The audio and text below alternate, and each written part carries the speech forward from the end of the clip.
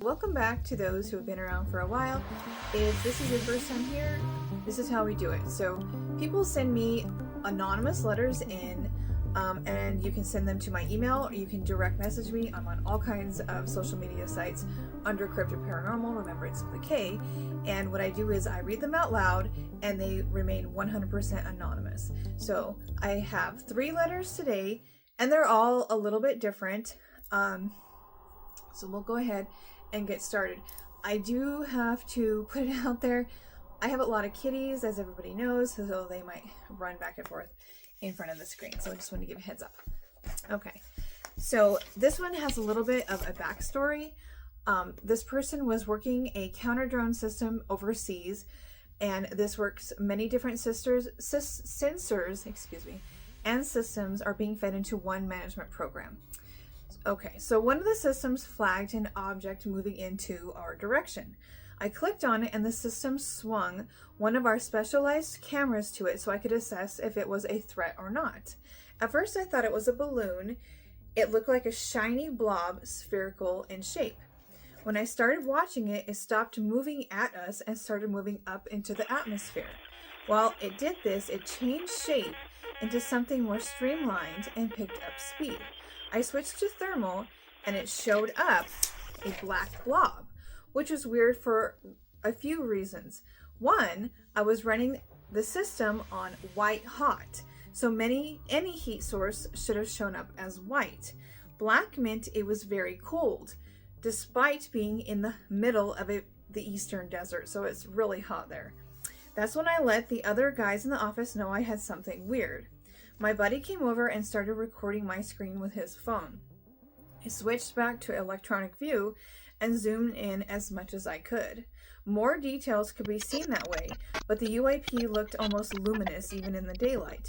It eventually got so high the camera couldn't track it anymore, and it completely disappeared after that. Okay, so this person did send me a video of this UAP, and I did watch it. So I tried to save it to add it to this video.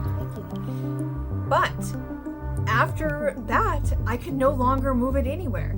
I couldn't move it anywhere to my phone. I couldn't move it anywhere to the computer. I couldn't save it anywhere, and eventually it was just gone, which I find it super weird.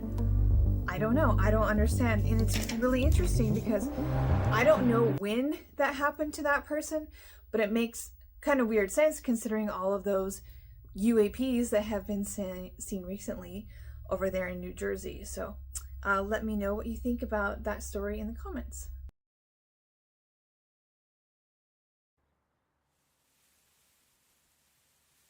All right, so we'll go on to the next one. It's a little bit different type of vibe. I want to keep it fresh, you know. So this person says, based on my profile, you can probably tell that I'm a New Englander. This one time back in the summer of '99 or so, my cousin and I were at his house in New Hampshire. We were both bored out of our minds just messing around on the front yard at night. The porch light was on, casting a dim glow, and we were standing there chatting and joking around, that sort of thing. Then, out of nowhere, we both felt this strange, rushing sensation, like something was moving right through us. It hit us at the same time, this eerie electric feeling, like a ghost passing straight through our bodies. The hair on my arms and neck stood up, and out of the corner of my eye, I swear I saw this white flash zip up my side. It was so fast, and then, get this, it whispered something odd and garbled in my ear before vanishing. My cousin had felt it too. We both had this strong sense that it was a woman's presence, like a female ghost. Really bizarre. We locked eyes, didn't say a word, and ran back to the house like scared kids. We dropped onto the couch and our hearts were pounding and just stared at each other.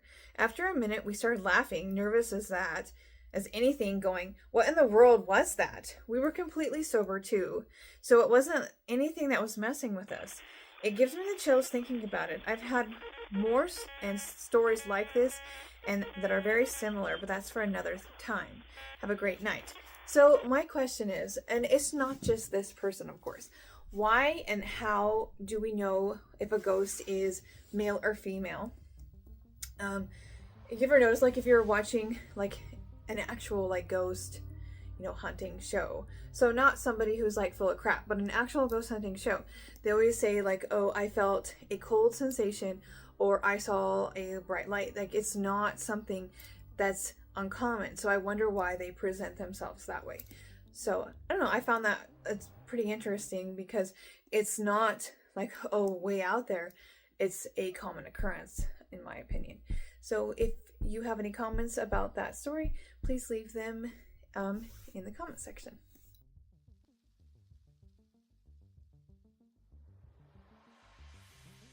So I have one more letter for you guys today, but it's kind of like a two-part thing, but it is really good. So, and it's a little bit longer than the other ones, but I'm pretty sure you'll enjoy it. So, the house I grew up in always felt off. From a young age, I heard my uncles and later my sister and brother talk about how something wasn't right there. But things took a darker turn when my aunt started dabbling in voodoo and black magic at that house. She had a horrific car accident that should have killed her. She was being chased by two people, tried to beat a train, and got hit. Half of her head was crushed, yet somehow she survived. My family whispered that whatever she'd been messing with must have protected her. Months passed, and she recovered enough to move into the back property of the house on the property. She dove even deeper into her practices.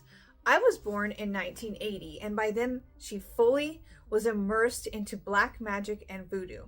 Growing up, I experienced strange things in that house, constant disturbances, almost always at night. During the day, it was quieter, but the odd occurrences never fully stopped.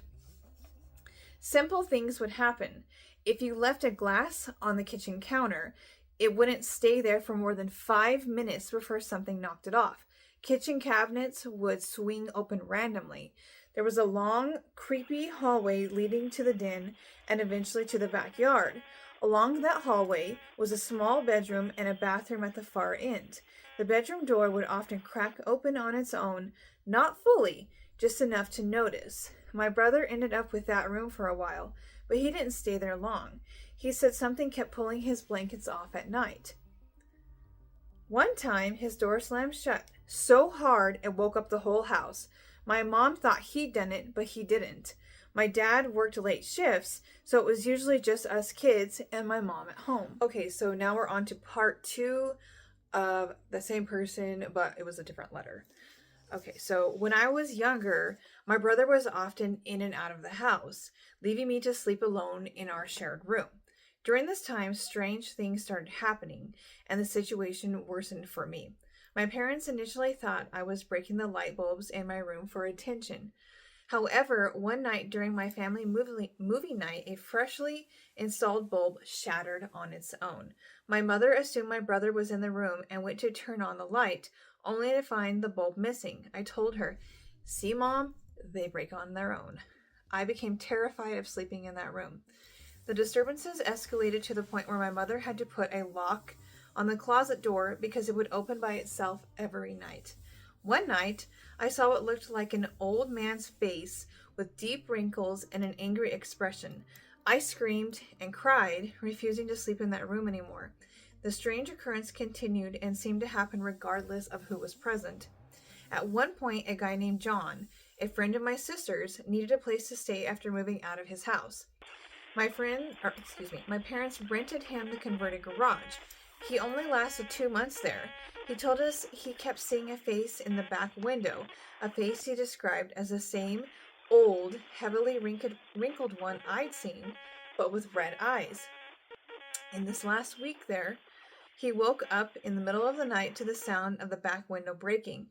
When he checked, there were no rocks or anything to suggest something had been thrown at it. The final straw came when he was warming up food and the pot on the stove flew off and landed near his head. He decided the place wasn't right and left.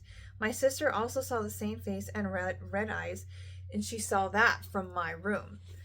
So to me, now we've done videos, like I've had people send me stuff. It's very similar. It definitely sounds like a poltergeist kind of situation, maybe brought on by that voodoo kind of stuff. I will fully say I don't know a lot about it. I'm just not, can't say I'm really into that, but I will this person actually sent me the address of that house. I will, show pictures of that. So let me know what you think about this person's situation.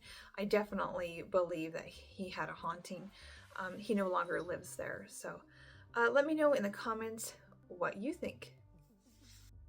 If you have something that you would like me to read, make sure to direct message me or email me, and I'll put all of that stuff in the first comment, and also link it in a little picture on the last slide of the video.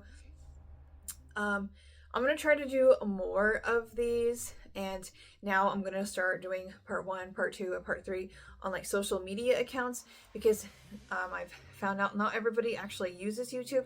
So sometimes I'll even read people's videos and they'll have no idea that it's actually even been in one of my videos. So I'm going to try to put them everywhere, all around. So thank you for watching. If you are not subscribed and you're a new person here, make sure to like and subscribe. That way you can see my content if you like it. Have a wonderful day.